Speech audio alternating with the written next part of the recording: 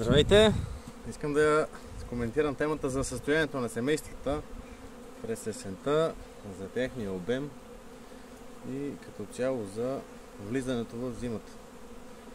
Обиколих пчелините, които имам, и състоянието е добро на пчелите. Аз си ги разделям на 1, 2 и 3 по сила. Съответно едно са най-силни.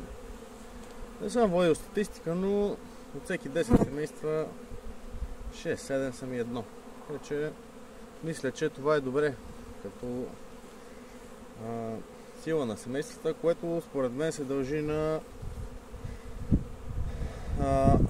борбата с вароатоза, която беше доста активна този сезон. Преди 2 месеца, когато след август, когато извадих меда, пчелите не беха толкова добри. Имаха по 2 рамки пило. Явно тези 2 рамки може би са били при някои 3, при някои 4, но след преминаването на 2-3 цикъла те са достигнали един достатъчен брой пчели за презимуване. Аз лично не съм фен на много големите кълба през зимата. Например, отваряш го в студено време и то е 7-8 междурамия, защото това семейство съответно консумира много храна и пролета започваш да имаш проблеми както с глад, така и с роево, което се получава доста рано и най-вече неочаквано.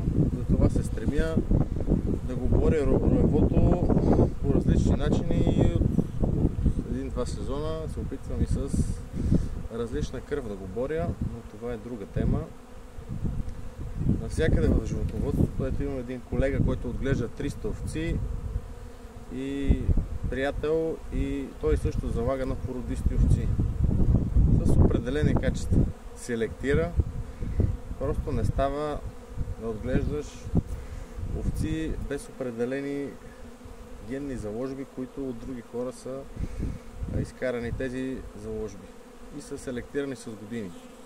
И аз така, по този начин, много обичам да дребни работи да работя, но тъй като се натрупат, дават един крайен ефект. Аз съм начинаещ пчелар, но се опитвам да се развивам. Но като цяло семействата са добре в момента. Имаме такива на няколко отводки на по 2 междурамия пчели. Не знам дали ще изимат, умишлено ще ги оставя. Видях един кошер без майка, тук специално този пчели имам 3 такива мини отводки на по 2 междурамия. Едната майка ще я придам и другите ще ги оставя експериментално да видя дали ще изимуват. Много хора изимуват такива мини кошерчета, те имат храна, но времето ще покаже. Сега зимите са топли. Онзи ден наблюдавах как един колега, ако не се лъжа, от Разград, мини нуклеовче го слага вътре в празен магазин над основно семейство и найлон го разделя и така зимуват мини нуклеовчетата. Моя приятелка редовно зимува на 3 междурамия пчели, просто и ми казва, че просто зимата имат нужда от подхранване, което ще рече март месец. И аз съм на мнение, че основно, примерно, кошери без запаси, тогава има основният проблем края на февруари-март, когато има пило и консумация на доста храна за затопляне на пилото. Тогава е проблема с глада, но като цяло семействата за момента са добре. Пилците се броят на есен, пчелите на пролет, ще ги броим на пролет, но за сега са добре. Аз се ги подхранвам лично с инвертиран сироп, който се случва след септември месец. Давам по 8 кг, понеже моите семейства са LR корпус, който е по-малко от Дедан Блатовия корпус, но зимуват добре, аз съм доволен, защото се наблюдава по-бързо развитие. Това е така наречената корпусна система.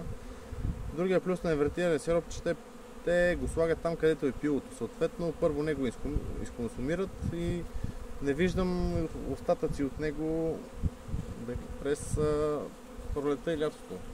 Той става бял на цвят и сух. Но пчелите първо него го изконсумират, а не от крайните рамки медът е там.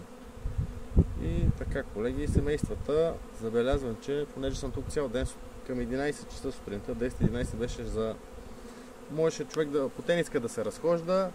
Сега малко захладня, но пчелите като цяло в момента облитат, към 4 часа сме, облитат за 1 час и се прибират. Просто не виждам принос на прашец, просто облитат пчелите, пило няма, отворих няколко кошера, пило няма, пчелите облитат се и се прибират. Вътре кълбото е разпуснато, но са вътре пчелите. До преди един час два бяха вътре и постепенно едни излизат, едни се прибират, различно. Но влизаме в зимата с най-важното е семейства да са трактирани за вароватоза, да имат запаси. И съответно аз не стеснявам семейства.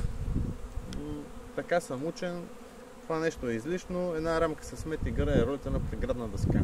Силно семейство, те си имат рамки с мед, няма нужда от преградни дъски. Плюс това, пролета, когато дойде време, семействата се разширяват доста бързо, но очаквано за някои колеги. Ако изпуснете 10-20 дни и семейството сте го ограничили, то започва да клони в насока за роене. Така че аз лично не стеснявам семействата. Един корпус ми тежи около 20-25 кг с пчели, 20-25 кг мед. Това са 10 рамки по 2,5 кг. И така е зимуват семействата. Може би пролета ще ги подхраня пак с 2 кг сироп, което се случва в февруари, когато имат най-много нужда, тогава стартират. И април месец при добро развитие всичко е наред. Този пчелин, между другото, даде най-малко мед и пчелите не беха много силни август месец, но за момента тук са най-силни. Не знам дали,